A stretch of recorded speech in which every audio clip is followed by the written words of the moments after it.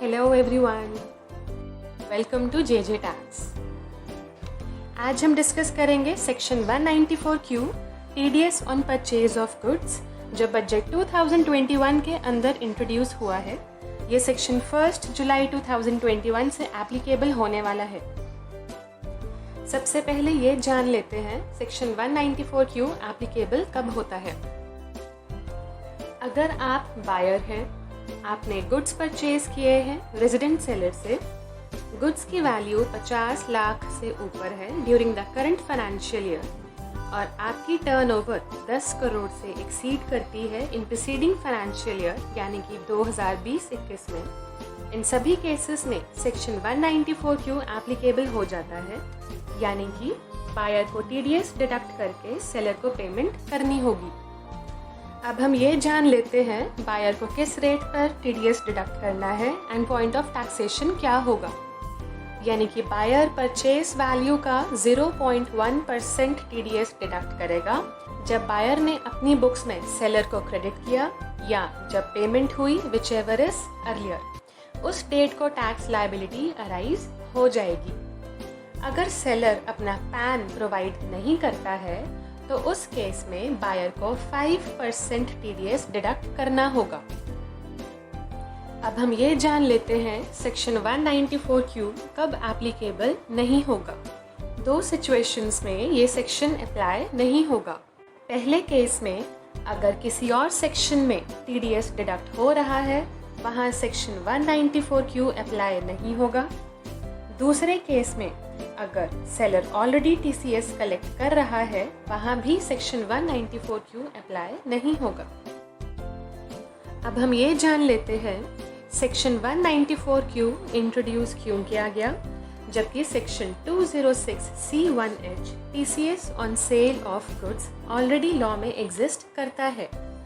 इसका रीज़न ये है, कई बार ऐसी सिचुएशन भी आ जाती है जब सेलर ने 50 लाख से ऊपर के गुड्स बेचे पर उसकी टर्नओवर 10 करोड़ से कम है।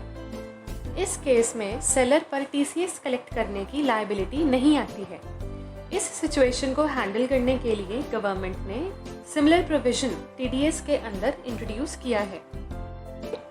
अगर बायर पर सेक्शन 194Q एप्लीकेबल हो रहा है एंड सेलर पर section 206C1H TCS on sale of goods applicable हो रहा है, अगर दोनों में कॉन्फ्लिक्ट हो रहा है तो सेक्शन 194Q ओवरराइड करेगा सेक्शन 206C1H को, यानी कि सेलर टीसीएस कलेक्ट नहीं करेगा।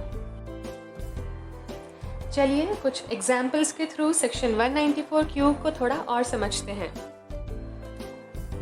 मान लीजिए इस साल आपने गुड्स परचेज किए हैं तो 50 लाख की लिमिट हम 1 अप्रैल 2021 से चेक करेंगे या जिस डेट से ये सेक्शन 194Q एप्लीकेबल होने वाला है, यानी कि 1 जुलाई 2021 से चेक करेंगे।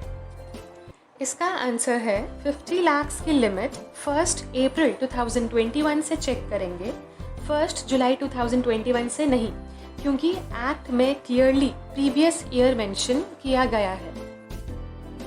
एक और एग्जाम्पल देख लेते हैं।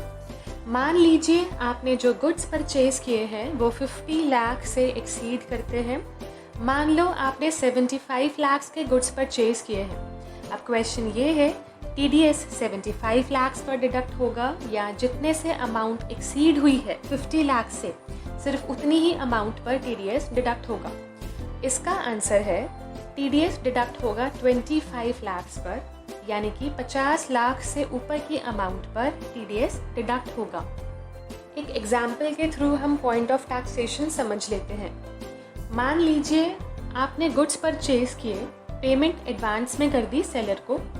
मान लो 30 मई 2021 को एडवांस में पेमेंट कर दी, यानी कि सेक्शन 194Q एप्लीकेबल होने से पहले, एंड आपको इनवॉइस रिसीव हुआ 2 जुलाई 2021 को, यानी कि सेक्शन 194Q एप्लीकेबल होने के बाद।